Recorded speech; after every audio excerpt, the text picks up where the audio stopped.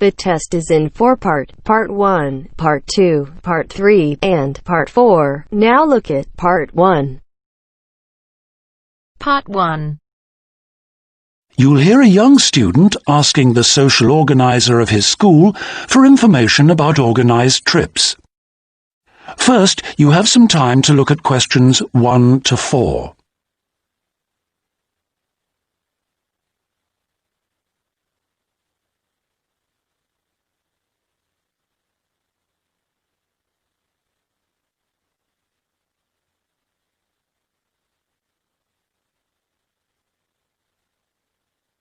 We shall begin.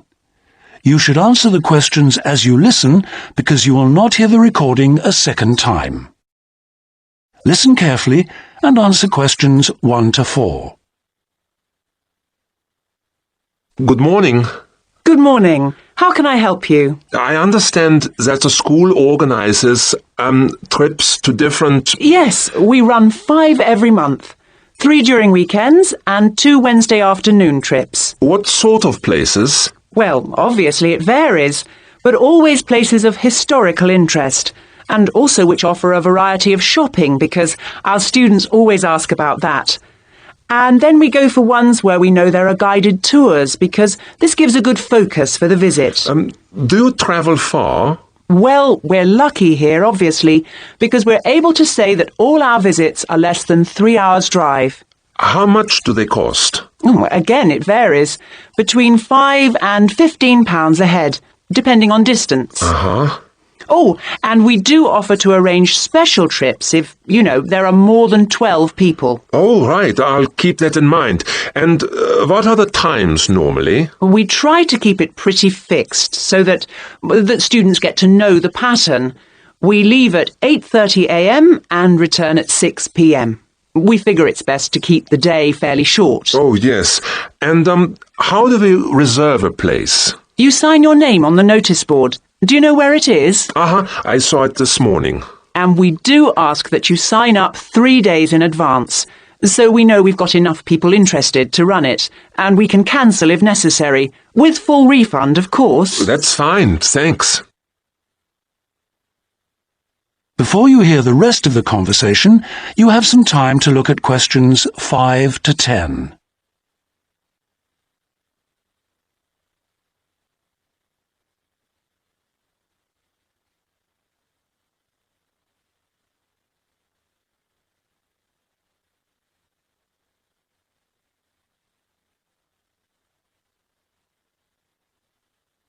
Now listen and answer questions 5 to 10.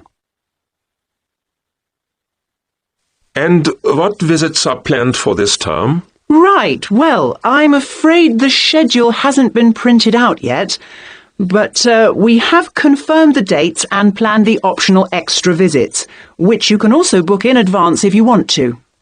Oh, that's all right.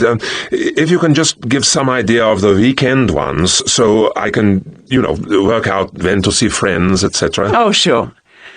Well, the first one is St. Ives. That's on the 13th of February, and we'll have only 16 places available, because we're going by minibus. And that's a day in town with the optional extra of visiting the Hepworth Museum. All right, yeah, that sounds good. Then there's a London trip on the 16th of February, and we'll be taking a medium-sized coach, so there'll be 45 places on that. And let's see, the optional extra is the Tower of London. Oh, I've already been there. After that, there's Bristol on the 3rd of March. Where? Bristol, Bristol. Okay. That's in a different minibus with 18 places available. Oh, and the optional extra is a visit to the SS Great Britain. Okay. We're going to Salisbury on the 18th of March, and that's always a popular one because the optional extra is Stonehenge. So we're taking the large coach with 50 seats. Oh, good. And then the last one is to Bath on the 23rd of March. Oh, yes. Is Bath the Roman city? Yes, that's right. And that's in the 16-seater minibus. And where's the optional visit? It's to the American Museum, Well worth a visit. Okay, well, that's great. Thanks for all that. My pleasure. Oh, by the way, if you want more information about any of the trips, have a look in the student newspaper. Okay. Or have a word with my assistant. Her name is Jane Yentob. That's Yentob. Right, I've got that. Thank you very much for all your help. You're very welcome. I hope you enjoy the trips.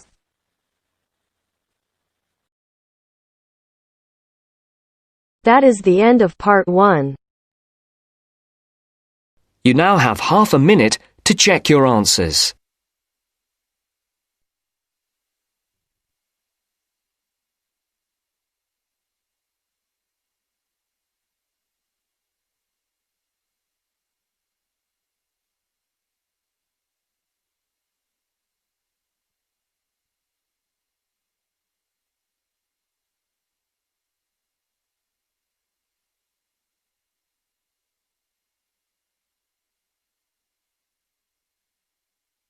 Now turns to part 2.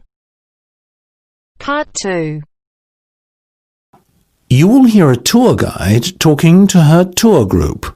First, you will have time to look at questions 11 to 16.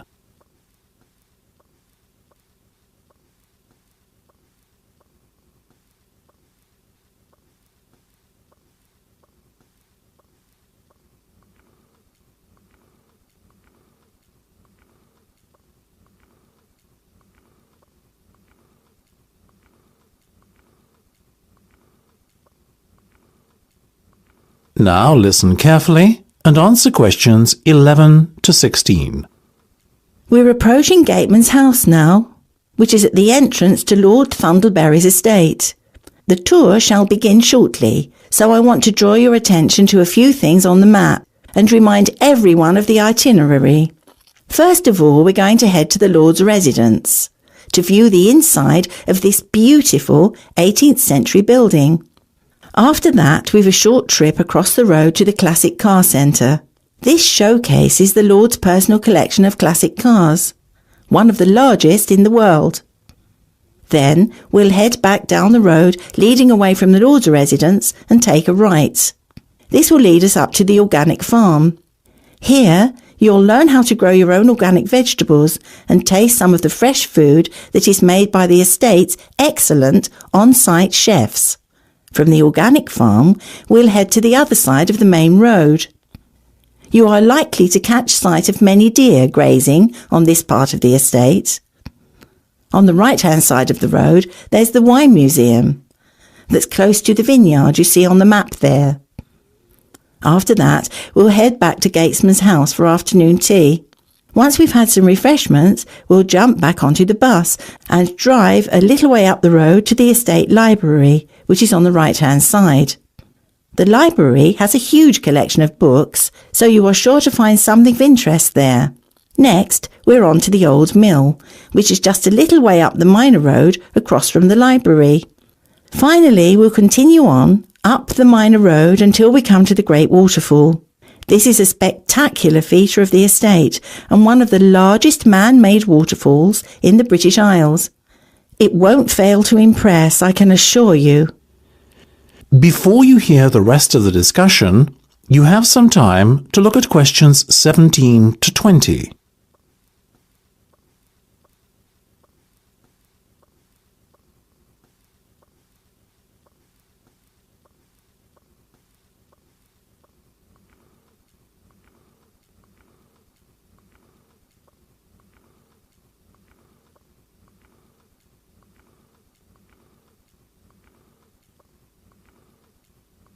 Now listen and answer questions 17 to 20. Now, I just have a few guidelines to outline before we embark on our tour. First of all, please bear in mind that this is the private residence of the Lord, and it is a privilege to be shown around the estate. The estate is only open for pre-arranged visits. I would ask all of you to be on the best possible conduct and keep noise levels down in consideration of the people who live and work here. This is, after all, a fully functional estate and the main residency of Lord Thundleberry himself. Please refrain from wandering away from the main tour party. Areas of the estate which have restricted access should not be trespassed under any circumstances. If anyone fails to observe these rules, our tour group could be evicted immediately. Finally, it will be some time before we return to the gatesman's house for afternoon tea. So I suggest we set aside a half hour or so to enjoy the packed lunch that the tour organiser provided in the rose gardens outside the Lawser residence at around midday. OK. If no one has any questions, shall we proceed? That is the end of part 2. You now have half a minute to check your answers.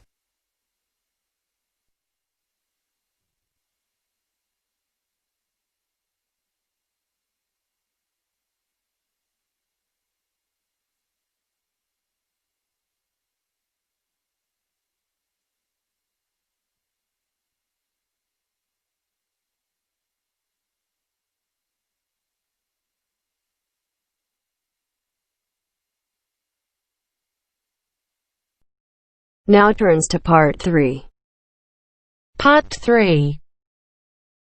You will hear a museum director talking to several student interns, explaining their internship duties at the museum. First, you have some time to look at questions 21 to 25.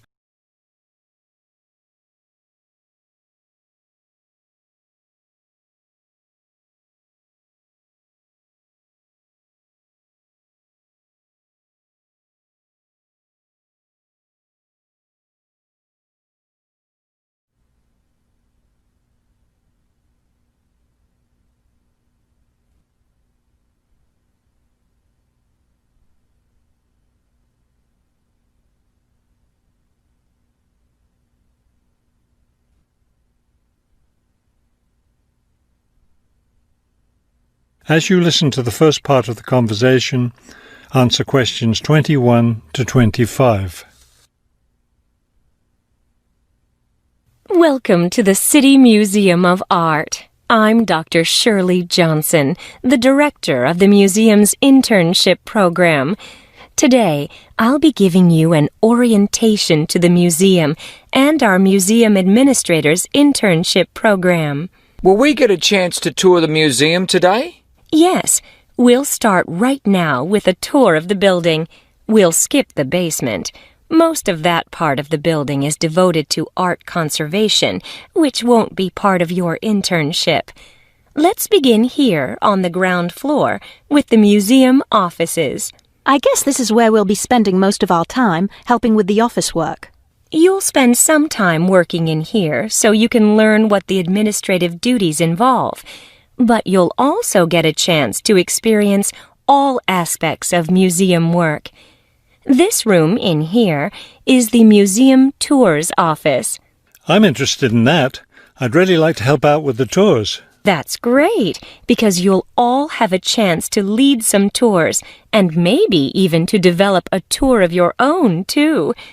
Let's go up to the second floor now. This is the boardroom in here, isn't it? Will we get to go to board meetings? Only members of the board of directors attend those.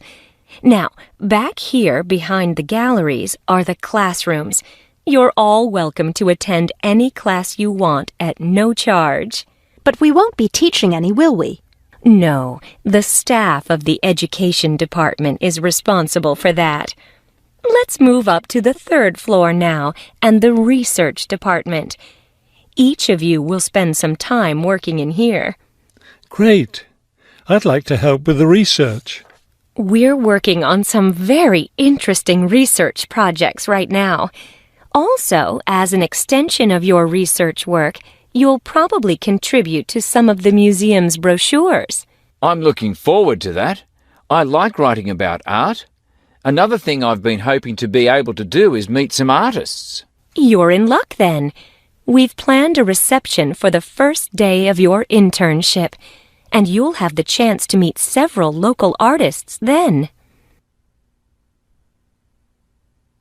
Before you hear the rest of the conversation, you have some time to look at questions 26 to 30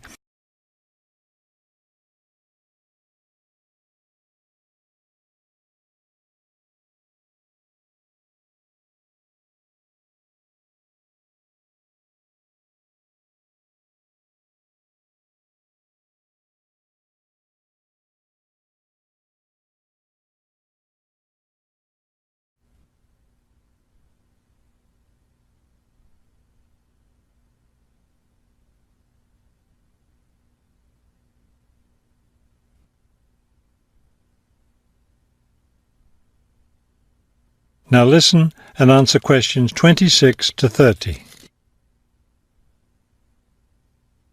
Could you give us a little background of the museum? I mean, when it was built and some information about the collections and things like that? Of course. The main part of the museum was built in 1895 with a combination of public and private funds. The new wing was built 60 years later with a donation from the Rhinebeck family. That part of the museum was built for the modern art collection, wasn't it? Yes, it was.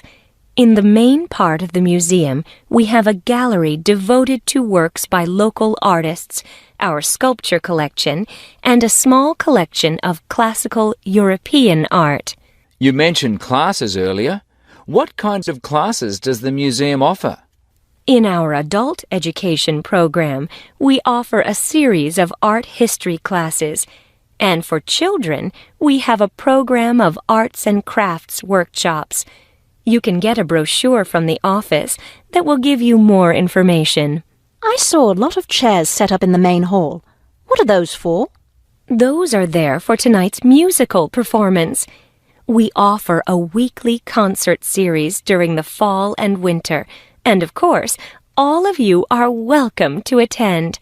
Now, if there are no more questions, let's step into my office and I'll show you your schedules.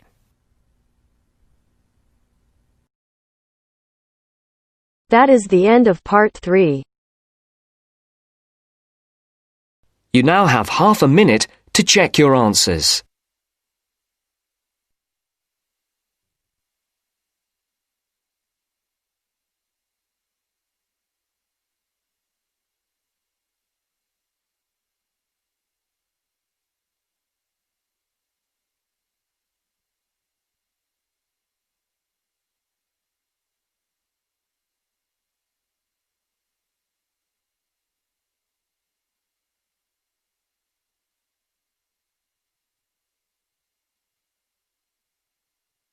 Now turns to part 4. Part 4. You'll hear a lecture about Iron Age in Britain. First, you have some time to look at questions 31 to 40.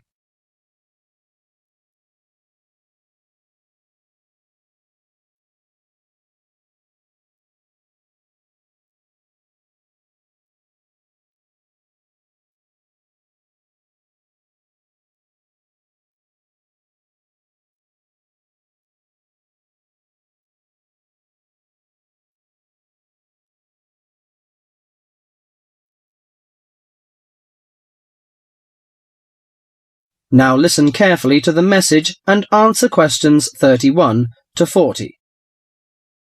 Good morning, ladies and gentlemen. Today I'm going to introduce to you a special age in Britain, the Iron Age. People at that time, you may be surprised to hear that, seem close to the men and women of today, because archaeologists discovered that they tried to vary their diet, improve their homes, and follow fashions. The period known as the Iron Age lasted in Britain for about 800 years, from 750 BC to 43 AD. There had been several dramatic changes by the end of the Iron Age, including coinage, wheel-thrown pottery, etc. People had started to live in larger and more settled communities. Furthermore, because of the differences in climate and geography, someone living in Yorkshire or Ireland would have eaten different food, worn different clothing, and lived in different housing conditions from someone living in southern Britain. Caesar commented that Britain was a land of small farms, and this has been proven by the archaeological evidence.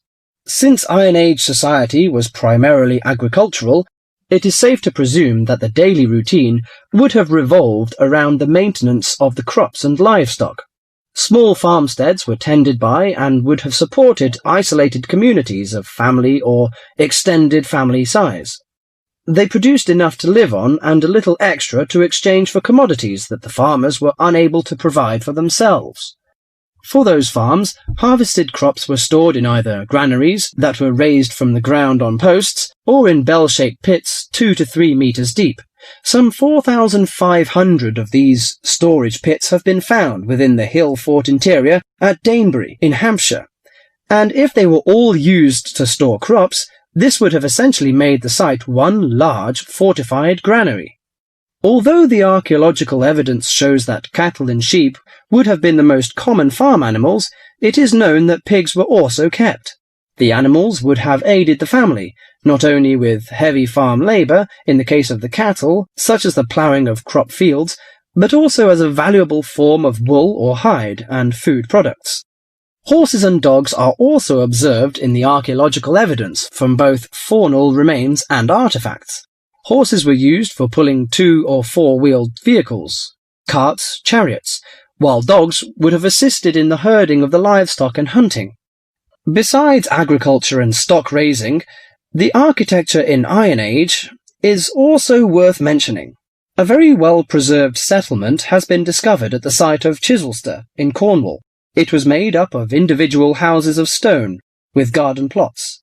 In Wessex, the typical building on a settlement would have been the large round house. All of the domestic life would have occurred within this. The main frame of the roundhouse would have been made of upright timbers, which were interwoven with coppiced wood, usually hazel, oak, ash, or pollarded willow, to make wattle walls. This was then covered with a daub made of clay, soil, straw, and animal manure that would weatherproof the house. The roof was constructed from large timbers and densely thatched. The main focus of the interior of the house was the central open hearth fire. This was the heart of the house to provide cooked food, warmth, and light. Because its importance within the domestic sphere, the fire would have been maintained 24 hours a day. Beside the fire may have stood a pair of fire dogs, such as those found at Baldock in Herefordshire, or suspended above it a bronze cauldron held up by a tripod and attached with an adjustable chain. The ordinary basic cooking pots would have been made by hand, from the local clay, and came in varying rounded shapes, occasionally with simple incised decorations. As for eating, bread would have been an important part of any meal, and was made from wheat and barley.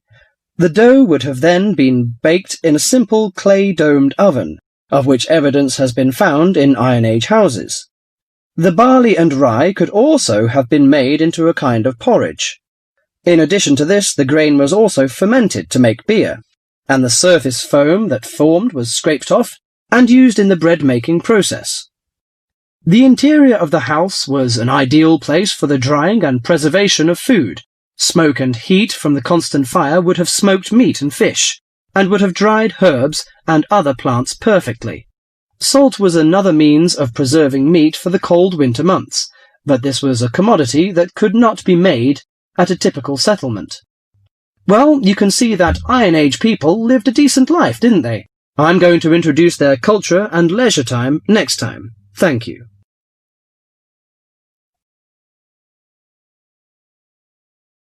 That is the end of part 4. You now have half a minute to check your answers.